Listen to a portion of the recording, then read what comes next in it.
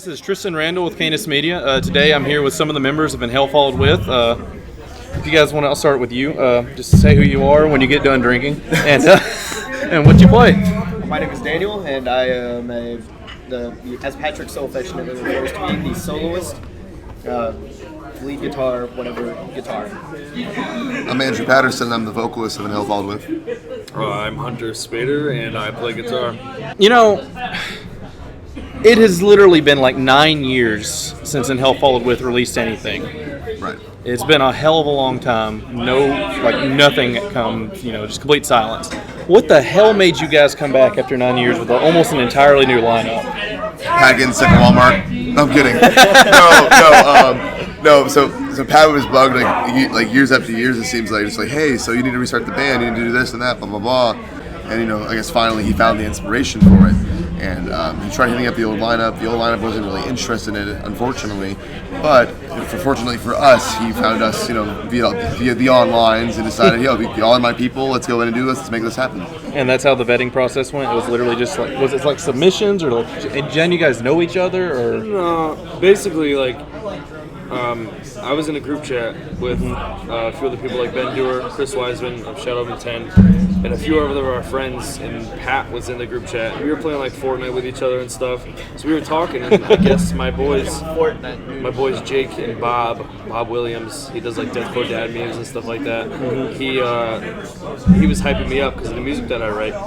And Pat hit me up to write music, so that's how it started. It wasn't supposed to be this at first, and I'll follow it. It was supposed to be just something else, and then we were like, oh, he wanted to bring it back. So we started writing music together. I was doing the drums, some of the guitar parts, and he was writing more of the guitar parts. And after that, we were like, we can find more people, somebody to put vocals on it, and a few submissions, but Andrew was the king of the crown, and that's how it went down. After him, then we found Byron, the drummer. He's unfortunately not with us right now at this table, but it's all good. I'm pretty sure he's sleeping. He's napping. So he's kind of dead. Hey, you got to get prepped for it. And that's how it happened. Me and Patrick started everything. We started writing October 2018. It was like November, October is when we started. And then I would say, January, February we started. We hit you up, I think. I got hit up around the beginning of April. Oh, okay, so it's that late. Yep. I was late to the game. They hit me up in April. I had the EP back to them before 420, and then the rest is history. So, has there been like a pressure to keep the overall sound similar to the older albums? I think there's it's a yes and no. It's like in some way, I think in hindsight, there was not necessarily a regret, but maybe a desire to kind of try to keep the sound similar. But at the same time, you think in Pat's shoes, right? 10 years later from Provide Reception, you're not going to write the same stuff. You're not going to be influenced by the same stuff. So while it might have some influence, it's just by proxy because he wasn't the band. You know what I mean? So, but no, I think at this point in our future material, we are going to try taking a more aggro approach like Provide Reception had, and still try to retain the more melodic death metal approach that we've been taking.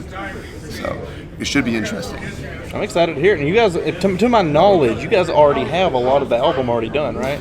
We're about officially one song into okay, it. So not a lot. We have like 2 or 3 other demos, both by courtesy from him and him, that we're going to probably more or less redoctor up for the better idea of the sound we want to go for.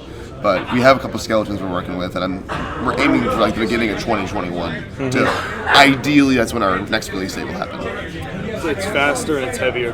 Oh yeah, absolutely faster and heavier. And it's already pretty damn heavy as it is. So who wrote Dear Father? I would go ahead and probably say 95% of the EP was Pat Hahn, because he basically wrote the album minus a couple riffs maybe. So essentially instrumentally that was him, lyrically that was me. So lyrically it was you? Yeah. That's exactly what I wanted to know, because that song hits hard and I need to know why. Oh man, so about 9 years ago, as the song actually indicates, in fact, Friday night would have actually marked when that song would be legit, I guess you could say, in terms of what the song says. But yeah, it's just kind of about the idea of watching, someone that means a lot to you. So for example, my father, I watched him go through losing his father, and honestly, it wasn't even the last couple of years where I really understood mortality and just death, and just it really made me think about a I'm watching him. I watched him lose that. I didn't know what it meant, but now I do. And I think about how he's getting older. He's almost 60, and I know it's not like super old, but it gets to a point where it's like, well, fuck, that's gonna be me one day. And it's just, coming to terms with my own mortality and just how short life is, and just wanting to really make the best of every second I have left with him. Because, like I said, that song hits hard. I can't find the lyrics. I know the lyrics are in here, but I'm They're lazy. there. I'm lazy, okay? Okay. I figured it'd be easier. I can just ask you No, by all means. what it meant. And honestly, my favorite part of that song, and I've even messaged you about this, was you matching the vocals tune to the piano. Oh, I fucking the love woe that. stuff, yeah. Yes. I had a question of how does the writing process for you guys work, but considering Patrick's not here, I don't know if that's going to apply. It's Yeah. basically just riffs. Like he'll send over riffs of no drums at all, and then I'll write the drums to it. That's how we wrote the first EP. I wrote all the drums for that EP. And then basically, like you said, he would write riffs and send them to me. I would write drums over it, and we'd go back and forth. Back and forth until it was final, and then, wait a few weeks, and then we'd probably change something in the riffs, probably change something in the drums, depending on what if somebody else wanted something. It's basically the same thing that's going on right now. We're taking parts, whether it be from Pat, me, or Daniel, and setting them together, putting them together, and then putting drums to them and seeing how they sound and then going from there. And then have you been doing all the lyrics? Yeah, and I'll continue to. I've already, the first song we were talking about, instrumentally is recorded. This is a matter of me finalizing this one last part of it, but everything else is already written. Inspirations came real quick in this. Like, I was hyped to get this out. I'm hyped to be on the road, and it's just like, now I'm just like, let's go, let's go. Gotta I'm keep working. just ready to pump this out, especially how the new shit's sounding.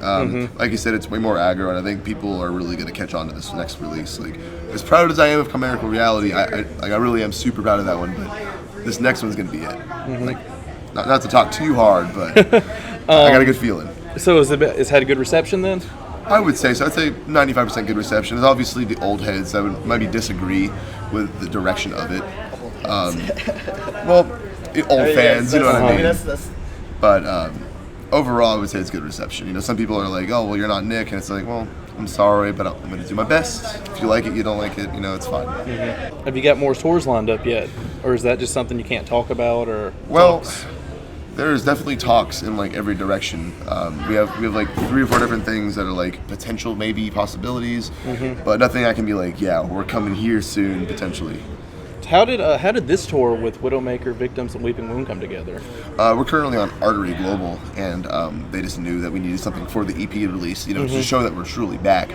And he hit up a couple bands, and Weeping Wound, Widowmaker, and Victims were the choices. And honestly, they've been a pleasure to have on this run. They're all fucking sweethearts. Great. I great can definitely people. attest to Hagen because I know Hagen personally. Dude, the Widowmaker are our boys. Like, we can't get over how awesome they are. They've been just an absolute treasure. Shout out to Spencer. Shout out to Spencer for filling in. Spencer, love you, buddy. Spencer's a bro. I'm actually going with them to their show in Atlanta on the 23rd, I think, 22nd. Oh, the Blowjob tour. Yeah. Fire. Sick. It's gonna be a sick one. All right, so my last question, always really fucking weird. And it just kind of depends on your perception of weird, but it's one you got to think about, at least to some degree. Right. Your guys's, if you could rid one of your senses, what would it be? Smell. Sense of smell. Definitely. Because sense I'll of never have to smell. smell shit ever again. That's what I'm saying. Our smell. van smells like shit. It's horrendous. Our van smells I think pretty that's bad, a bro. no-brainer right there. So there was no thought to it then. Unanimous decision. Dude, we're farting all the time, like in the van, like it's just torture for all Sweaty of us. men, no showers or few showers. Oh no, we've been showering. Oh, we've been showering like almost every day. It's Oh, sick, yeah. but we still Where have stink. you been and managed to hit them up? People's Still houses. People, the hospitality from others, giving us showers, See, place to stay. The thing that I see a lot of people do is they'll just have like a gym membership to like Planet Fitness. Yeah, that's pretty It's sick. like 10 a month, yeah, and then you never get had it before. showers every time you need. Anyways, this has been Tristan Randall with Canis Media here with some of the members of In Hell Followed With, and we'll see you later. I'm out of beer.